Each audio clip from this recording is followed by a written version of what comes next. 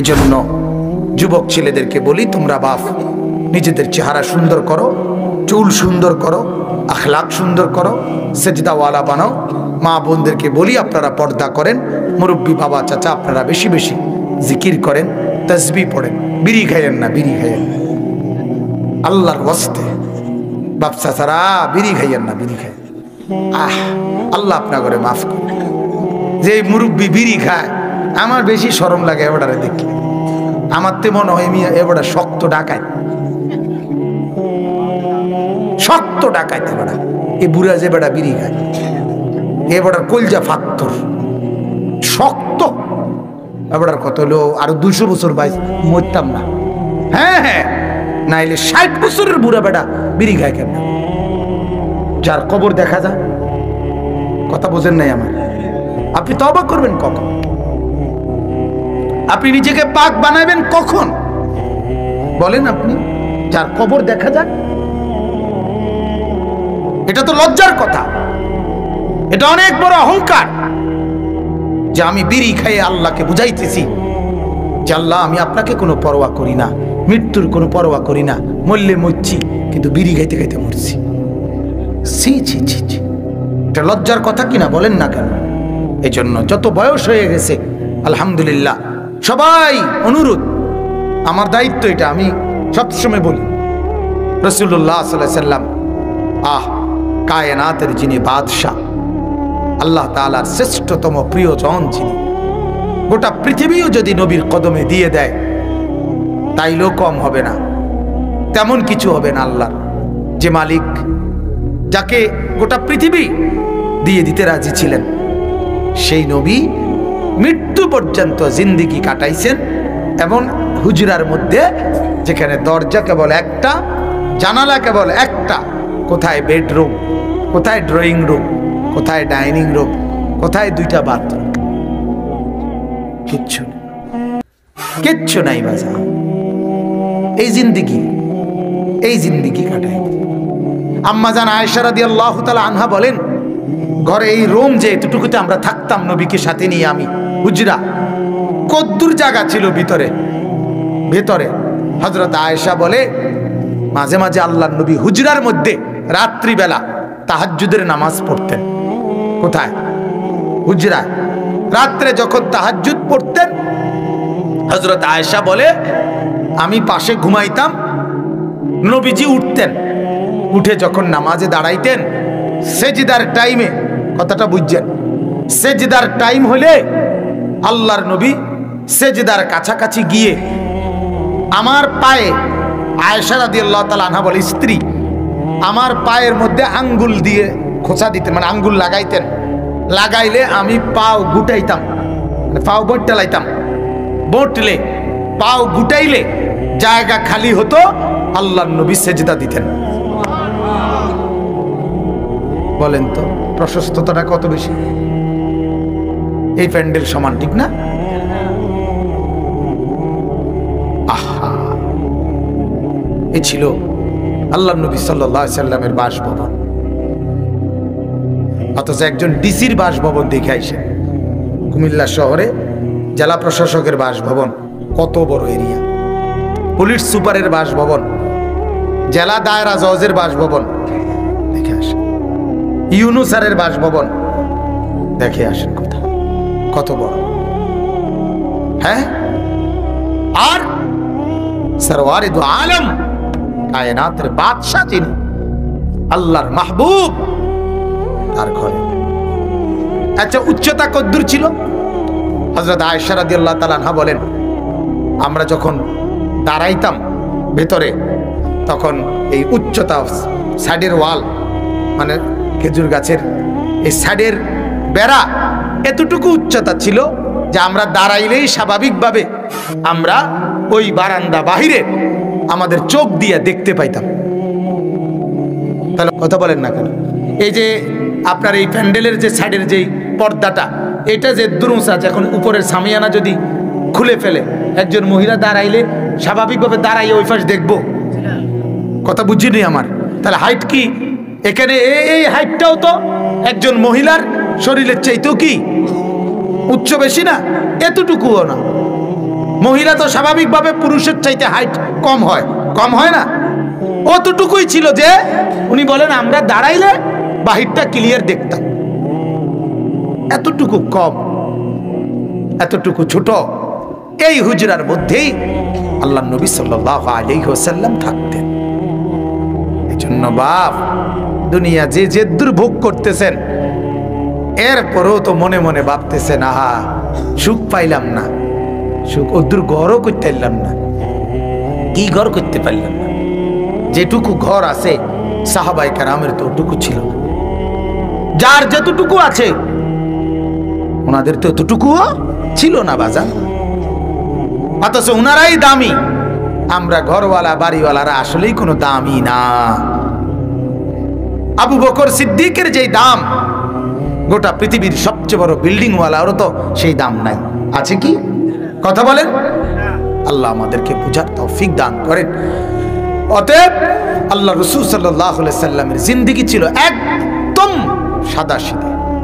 আমরা কিতাবে পড়ছি নবীজি কেন এই জীর্ণ শীর্ণ অবস্থাটা গ্রহণ করছেন, কেন? হাদিসে আছে আল্লাহর নবীকে আল্লাহ তাআলা বলছিলেন, বন্ধু আপনি যদি বলেন গোটা উহুদ পাহাড় আমি স্বর্ণ বানাইয়া আপনার পিছনে চালাইয়া দেই, চলতে থাকবে আপনার সাথে, যখন যা লাগে আপনি নিবেন। আল্লাহর নবী বলছে না রব্বুল আলামিন আমি নেব না, আমি চাই না, আমি আখিরাত থেকে চাই। কোথা থেকে চাই? কেন এটা করছে? এটার মধ্যে একটা হিকমত। এটা আল্লাহর নবী সাল্লাল্লাহু আলাইহি ওয়াসাল্লাম এটা বুঝাইতে চাইছেন, আমার উম্মতের কিয়ামত পর্যন্ত অভাবে পড়তে পড়তে, কষ্টে পড়তে পড়তে আমার উম্মত যদি সর্বোচ্চ অভাবেও পড়ে, তারপরেও আমি নবী যেই অভাবের কষ্ট সহ্য করছি, আমার উম্মত কিয়ামত পর্যন্ত কোনোদিন এত অভাবে কেউ পড়বে না। তাইলে সেই উম্মতও যেন বলতে না পারে হায় নবী তো ছিল এই জন্য উনি কইয়া গেছে আমল করতাম, আমার নাই আমি কেমনে করব? কথা বুঝছেননি আপনি? এ কথা বলার সুযোগ কারো জন্য নবী রাখে নাই। আজ যদি তিনি বিলাসবহুল বাড়ি গাড়ি অঢেল সম্পদের প্রাচুর্যের মধ্যে থাকতেন, তাহলে দুর্বল উম্মত, গরিব উম্মত, ফকির উম্মত কি বলতো?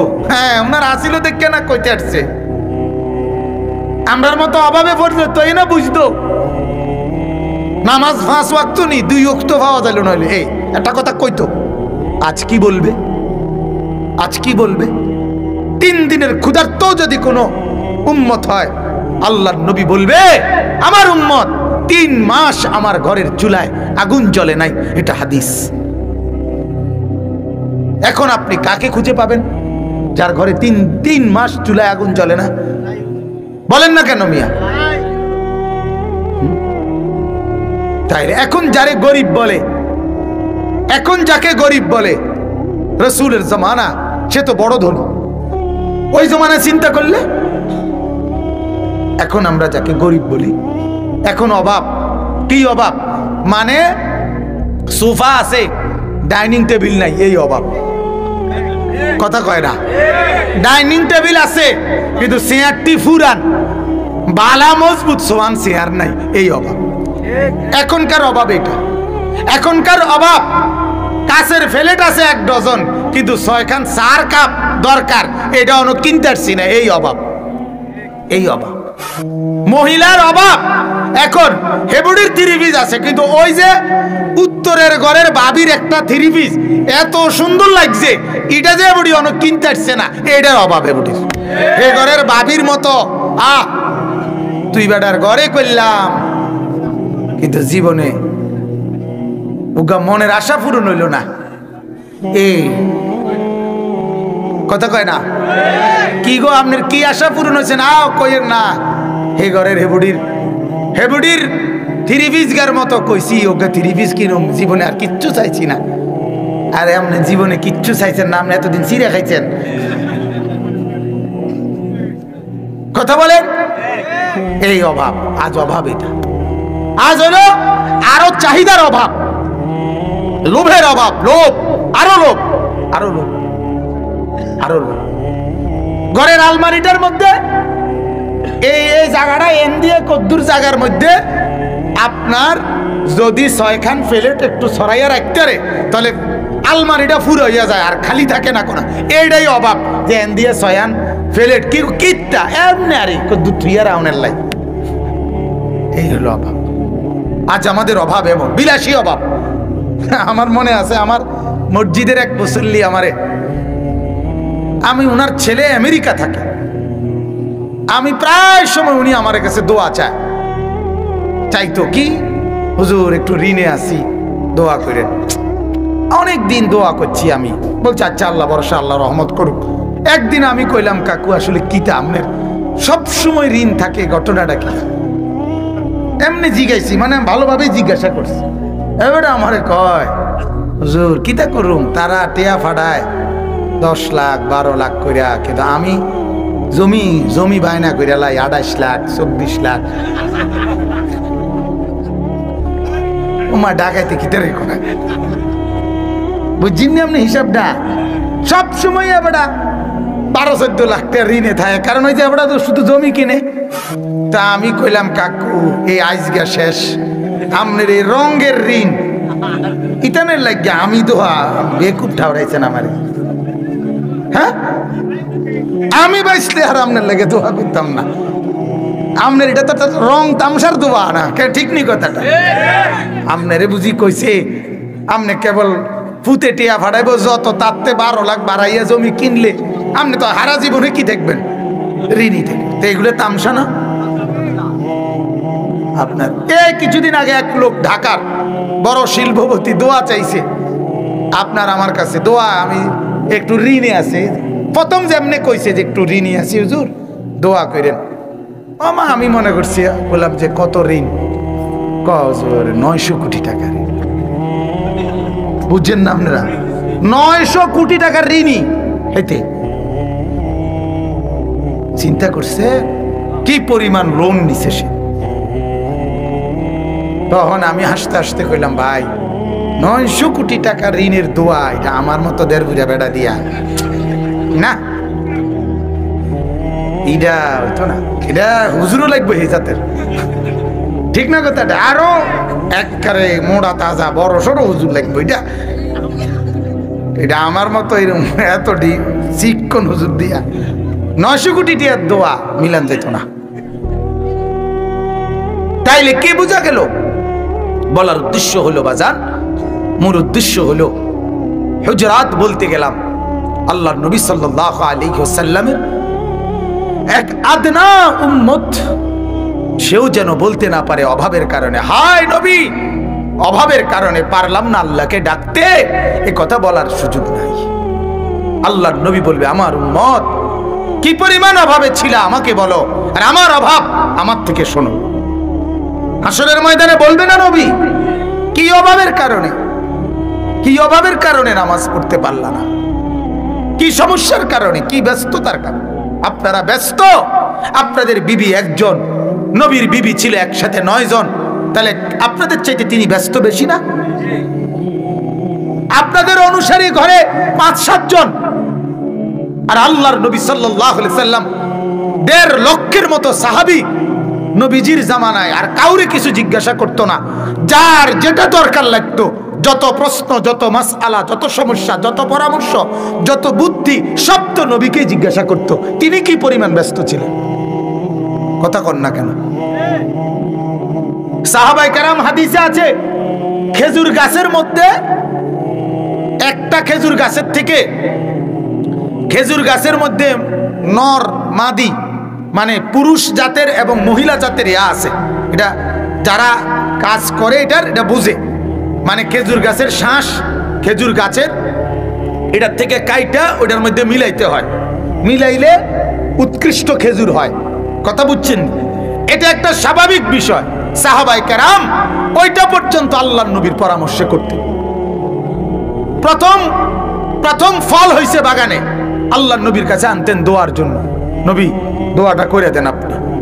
তাইলে ছোট্ট থেকে ছোট্ট দুনিয়াবি বিষয় পর্যন্ত নবীজির কাছেই তারা জিজ্ঞাসা করতেন। তাইলে কি পরিমাণ ঝামেলা প্রতিদিন পোহাইতে হইতো, কত জনের কত হাজার প্রশ্ন উনি সহ্য করতে হইতো না? তার কারণে ওনার নামাজ ছুটছে কয় বেলা, আল্লাহর জিকির ছুটছে কয় বেলা। আপনি আমি পান খাইতে খাইতে সময় নাই, বন খাইতে খাইতে সময় নাই, বিড়ি খাইতে খাইতে আমাদের সময় নাই। আফসোস। এজন্য বাজান আমরা অনুরোধ করছি, আবারও বলছি, এই সূরা হুজরাত বলে বললাম, দুনিয়ার বিলাসিতা কমান, আখিরাত বাড়ান। আল্লাহর নবী সাল্লাল্লাহু আলাইহি সাল্লাম বলেছেন, আল্লাহুম্মা লা আইশা ইল্লা আইশাল আখিরা। ও আল্লাহ, আমি দুনিয়ার সুখ চাই না, আমি আখিরাতের সুখ চাই। কোথাকার সুখ চাই বলেন? আখিরাতের সুখ চাই। তো এই সূরার মধ্যে আল্লাহ তাআলা আমাদেরকে বলতেছেন, ইন্নামাল মুমিনুনা ইখওয়া। চূড়ান্ত একটা মূলনীতি আল্লাহ বলে দিছে, ইন্নামাল মুমিনুনা ইখওয়া। তোমরা যারা মুমিন, গোটা পৃথিবীতে তোমরা যারা ঈমানদার, শুধুমাত্র তোমরাই পরস্পর ভাই ভাই। ঈমানদার তুমি মনে রাখো, তুমি কেবল ভাই, তুমি তোমার ভাই, এটা আরেক ঈমানদারকে মনে করবা। ঈমানবিহীন অন্য কেউ তোমার ভাই, অন্য কেউ তোমার বন্ধু হইতে পারে না, অন্য কেউ ফ্রেন্ড হইতে পারে না, বন্ধু হইতে পারে না, ভাই হইতে পারে না। পরিচিত হইতে পারে, সামাজিকতা চলতে পারে, কোনো সমস্যা নাই, ব্যবসা চলবে, বেচা কিনা চলবে, লেনদেন চলবে, একসাথে অটো সিএনজি আসা যাওয়া চলবে, হাসিও দেবে, কিন্তু ভাই আমার, বন্ধু আমার, সে শুধুই কেবল ঈমানদার। আজকে মোবাইলে অগণিত ছেলে ফেসবুকে, ইউটিউবে, ফেসবুকে খুব সম্ভব যারা ফ্রেন্ড বানায় সারা পৃথিবী, আমার মোবাইলে ফ্রেন্ড আছে 3000, মোবাইলে ফ্রেন্ড আছে 2000। না না, মুসলমান যদি কাফের হয়ে থাকে সে ফ্রেন্ড হইতে পারে না, কোন বেঈমান ঈমানদারের ফ্রেন্ড হইতে পারে না। আল্লাহ তাআলা কুরআনুল কারীমে নিষেধ করছে, লা তাত্তাখিযুল ইয়াহুদা ওয়ালান নাসারা আউলিয়া। আল্লাহ বলে ইহুদিকে বন্ধু বানাইও না, খ্রিস্টানকে বন্ধু বানিও না। আল্লাহ কোরআনে বলছে, ওয়ালা তাত্তাখিযু মিন দুনিহি আউলিয়া। আল্লাহকে বাদ দিয়ে, আখিরাতকে বাদ দিয়ে আর কাউকে বন্ধু বানাইও না। ঈমানদারের বন্ধু ঈমানদার, ঈমানদারের ভাই ঈমানদার। আমরা মুমিন, পরস্পর ভাই ভাই। হ্যাঁ, বলে তাদেরকে বাদ দেও না। বাদ দিবেন কেন? ইসলামের মধ্যে অমুসলিমের সাথে সম্পর্ক কি হবে এ ব্যাপারে ইসলামের বিধিবিধান স্পষ্টভাবে আছে, আছে কিনা বলেন না কেন? আছে।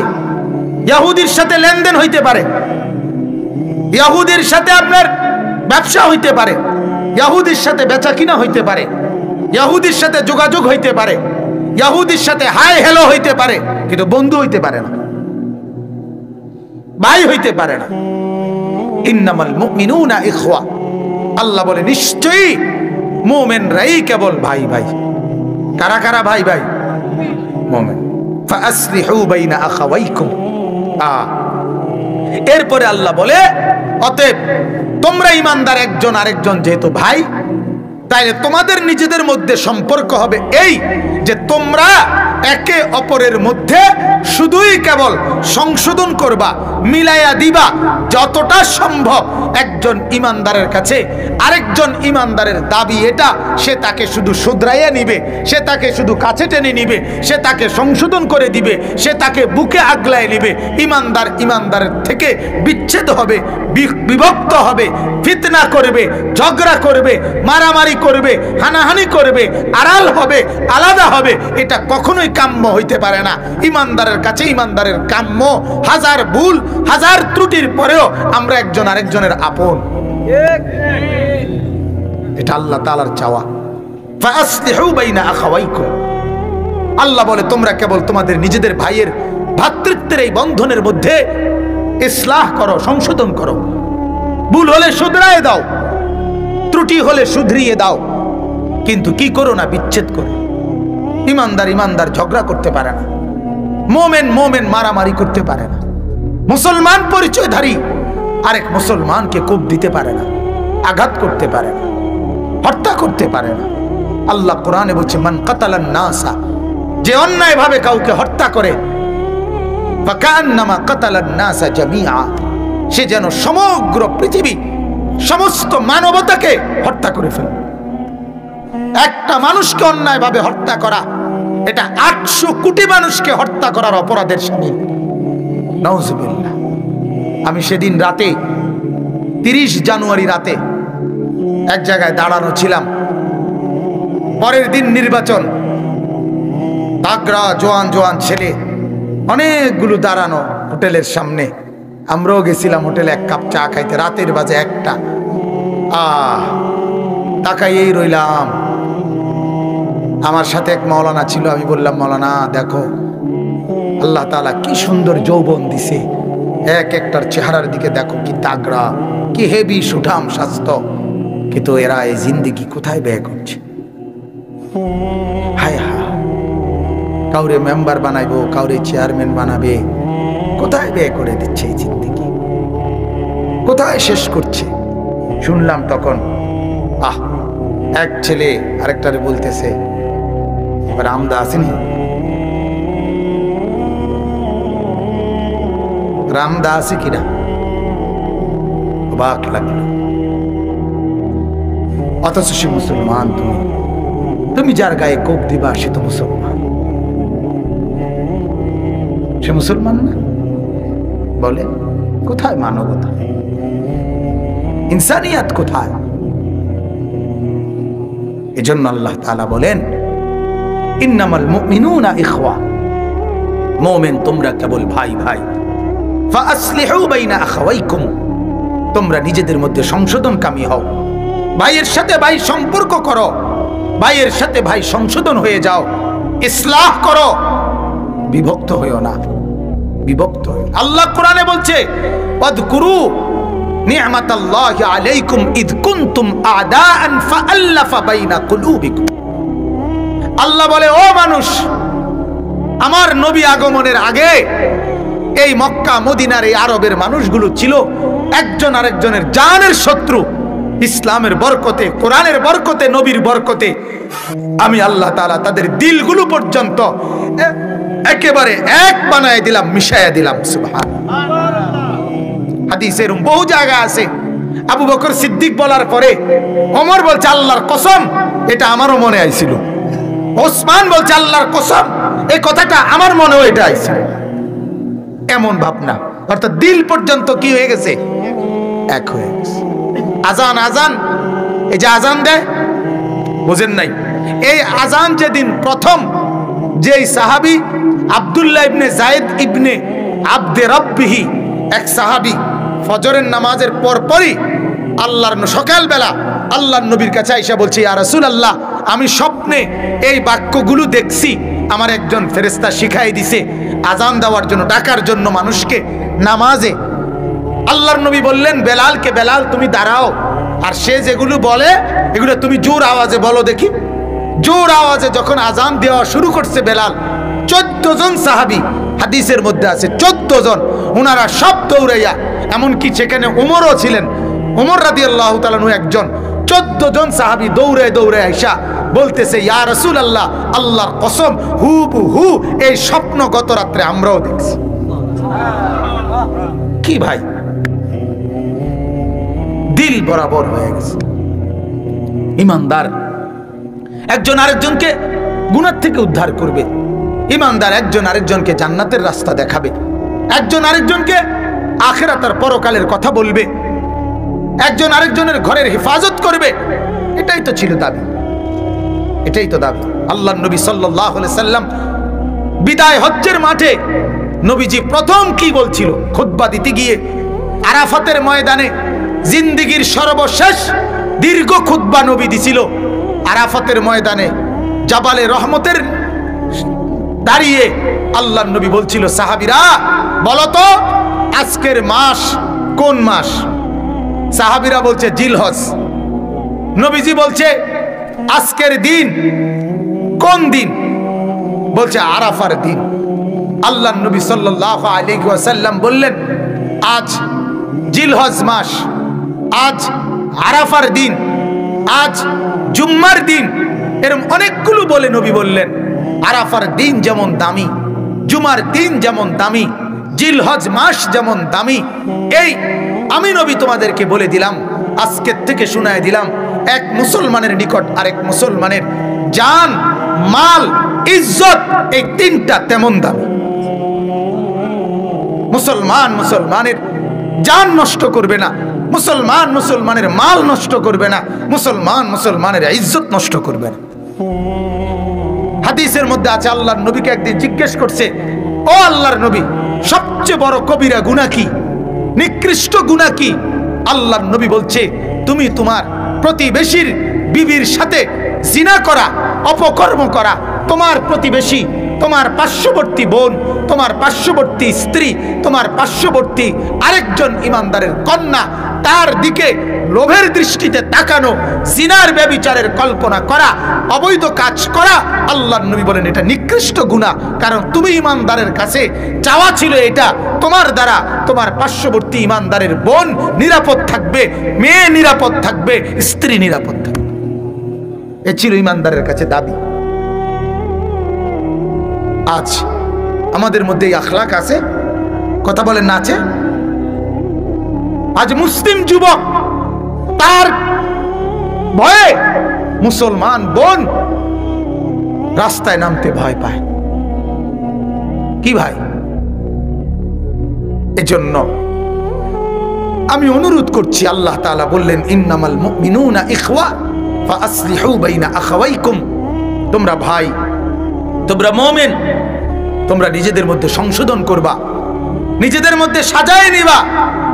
নিজের আর ঘর নষ্ট করো না, নিজেদের পরিবার নষ্ট করো না, নিজেদের সমাজ নষ্ট করো না, এক ইমানদার আরেক ইমানদারের জান নষ্ট করো না, মাল নষ্ট করো না, ইজ্জত নষ্ট করো না। ওয়াত্তাকুল্লাহ, আল্লাহ বলেন আল্লাহকেই ভয় করো, লাআল্লাকুম তুরহামুন। এক মুমিন যদি আরেক মুমিনের জন্য কল্যাণ কামনা করো আর আমি আল্লাহকে ভয় করো, আমি ওয়াদা দিলাম আমি আল্লাহ তোমাদের উপরে রহমত বর্ষণ করব, রহমত বর্ষণ করব। আমার বাবা, আমি আর লম্বা না করি, এতটুকুই আপনাদের কাছে আজকে আমরা বুঝাইতে চাই। এই যারা বসছি আমরা সবার কাছে অনুরোধ, আপনাদের কাছে অনুরোধ, আপনারা একে অপরের কল্যাণকামী হন। একজন আরেকজনকে ইবাদতের কথা বলেন, এই জবান একটাবার খুলেন। শুধু এই কথার কারণে আমি অহরহ বলি, বাজান আপনি আপনার বিবিকে বলেন যে ও বিবি, কেন নামাজ পড়বা না? বিশ্বাস করেন, নামাজের জন্য বিবিকে উৎসাহিত করা, এটাই হলো ইমানদার নারীর প্রতি আপনার সবচেয়ে বড় কল্যাণ।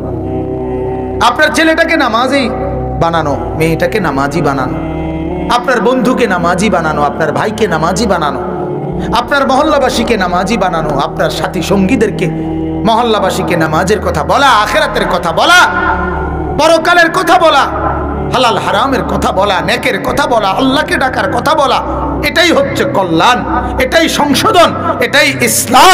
একজন আরেকজনকে গুনার রাস্তা দেখায় দেওয়া, এটা বরবাদি আর নাফরমানি ছাড়ার কিছু না। আজকে যুবকরে এক ছেলে আরেক ছেলেকে মোবাইলে অস্থির ছবি দেখায়, একজন আরেকজনকে উলঙ্গ ছবি এখান থেকে তার মোবাইলে ট্রান্সফার করছে। কি করছো? এক বন্ধু আরেক বন্ধুকে ফেন্সি খাওয়া, ইয়াবা খাওয়া শিখাইতেছে। এক বন্ধু আরেক বন্ধুকে নর্তকী আরেক ভিন মেয়ের সাথে কেমনে অবৈধ সম্পর্ক করবে এটা শিখাচ্ছে। বলেন নাউজুবিল্লাহ। আমার বাপ, আল্লাহকে নারাজ করে সুখ পাওয়া যায় না, গুনার মধ্যে কোনো তৃপ্তি হয় না। গুনার মধ্যে আল্লাহ তাআলা মাঝে মাঝে নমুনা দেখায়, গুনার মধ্যে যে শান্তি নাই এটার নমুনা মাঝে মধ্যে আল্লাহ দেখায়। সবাইরে দিয়ে যদি দেখাইতো তাইলে তো আর আখিরাত হইতো না, এনেই বিচার আচার হইতো। কথা বুঝছেন না? আপনার 3 দিন আগে পত্রিকা আসছে, আমেরিকায় মিস আমেরিকা মানে বিশ্ব সুন্দরী, আমেরিকায় শ্রেষ্ঠ সুন্দরী যে প্রতিযোগিতা পুরস্কার পাইছে, ওইরকম মিস আমেরিকা সে 60 তলা ভবন থেকে, ছাদের থেকে 60 তলা বিল্ডিং এর ছাদের থেকে লাফ দিয়া পড়া আত্মহত্যা করছে। হ্যাঁ, এই রূপ আর এই যৌবনের সুখ গেল কোথায়? কোথায়? হ্যাঁ, সকল সম্পদ আছে, শিল্পপতি, কোটিপতি, হাজার টাকার কোটি টাকার মালিক, সন্তান অস্ট্রেলিয়ার ছেলে, মেয়ে গুলশান বনানীতে থাকে, ফেসবুকে লাইভে এসে নিজের দুঃখ আর পেরেশানি আর অস্থিরতার কথা বলতে বলতে নিজের পিস্তল দিয়ে নিজের মাথায় শুট করে আত্মহত্যা করছে। এ তো বাংলাদেশের খবর গতকালকে। জানেন কোথায় সুখ বাজার? কই কোটি টাকার সুখ কোথায়? হ্যাঁ, সুখ কোথায় বাজার? একজন চলচ্চিত্রের শ্রেষ্ঠতম পরিচিত নায়কের শ্বশুর। আমরা দুনিয়ার খবর রাখি, প্রতিদিন দেশের খবর রাখি, মাটির তলে থাই না তো, কথা বুঝেন? অতএব গুনার মধ্যে সুখ নাই। গুনার মধ্যে কি নাই বাজান? যুবক তোমাদেরকেও বলি, গুনার মধ্যে সুখ নাই বাজান। যে কয়জন ছেলে বর্ষ বাজান, তোমাদের কাছে অনুরোধ, এই চেহারা সুন্দর করো, আখলাক সুন্দর করো, সেজদা বানাও। এই কপাল যদি সেজদাওয়ালা হয়, আল্লাহর কসম দিল শান্তি লাগবে। তোমার চুল যদি সুন্দর হয়, আখলাক যদি সুন্দর হয়, তোমার নিজের কাছে তোমারে ভালো লাগে। এই যত ছেলের চুল এলোমেলো, এদের কাউরে মানুষে তো ভালো বলেই না, এদের নিজের কাছেও এদেরকে সুন্দর লাগে না, যার কারণে কোনো ডিজাইনের উপরে স্থির হয় না।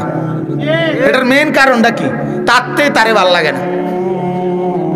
তোর সবচেয়ে বড় লানত এটা, অভিশাপ, অভিশাপ যে তোর নিজের কাছে তোরে ভাল লাগে না, তো তার মানুষের দ্বারে ভাল লাগবে কেমনে?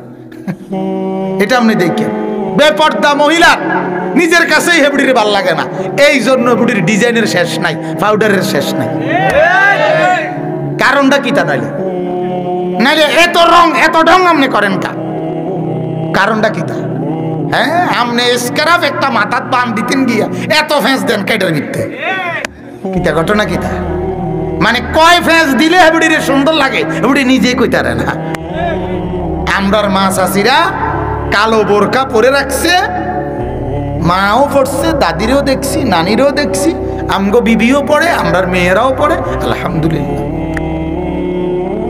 এই জন্য যুবক, গুনার মধ্যে তৃপ্তি নাই, গুনার মধ্যে স্বস্তি নাই। আগুন লাগলে আরাম থাকে না, আর গুনাহ মানে আগুন। গুনাহ মানে কি বলেন না? আগুন লাগলে আরাম লাগে না। একটা ম্যাচের কাঠির আগুন লাগলেও শান্তি লাগে না। অতএব গুনাহ মানুষকে তৃপ্তি দেয় না, গুনাহ মানুষকে শান্তি দেয় না, ক্ষণিকের আবেগ শান্তি হয় না। এজন্য যুবক ছেলেদেরকে বলি, তোমরা বাপ নিজেদের চেহারা সুন্দর করো, চুল সুন্দর করো, আখলাক সুন্দর করো, সেজদাওয়ালা বানাও। মা বোনদেরকে বলি আপনারা পর্দা করেন, মুরব্বী বাবা চাচা আপনারা বেশি বেশি জিকির করেন, তাসবিহ পড়েন, বিড়ি খাইয়েন না, বিড়ি খাইয়েন আল্লাহর ওয়াস্তে। বাপ চাচারা বিড়ি খাইয়েন না, বিড়ি খাইয়েন। আল্লাহ আপনার করে মাফ করে। যে মুরব্বী বিড়ি খায়, আমার বেশি শরম লাগে এবারে দেখি। আমার তো মনে হয় এবারে শক্ত ডাকায়, শক্ত ডাকাইতে বেড়া। এই বুড়া যে বেড়া বিড়ি খায়, এ বেড়ার কলজা ফাক্তর শক্ত। এবারে কত হলো, আরো 200 বছর বাইশ মরতাম না। হ্যাঁ হ্যাঁ, নাইলে 60 বছরের বুড়া বেড়া বিড়ি খায় কেন? যার কবর দেখা যায়, কথা বোঝেন নাই আমার। আপনি তওবা করবেন কখন? আপনি নিজেকে পাক বানাবেন কখন বলেন? আপনি যার কবর দেখা যায়, এটা তো লজ্জার কথা, এটা অনেক বড় অহংকার যে আমি বিড়ি খাইয়ে আল্লাহকে বুঝাইতেছি যে আল্লাহ আমি আপনাকে কোনো পরোয়া করি না, মৃত্যুর কোনো পরোয়া করি না, মরলে মরছি কিন্তু বিড়ি খাইতে খাইতে মরছি। ছি ছি ছি ছি, এটা লজ্জার কথা কিনা বলেন না কেন? এই জন্য যত বয়স হয়ে গেছে আলহামদুলিল্লাহ, সবাই অনুরোধ, আমার দায়িত্ব এটা, আমি সবসময় বলি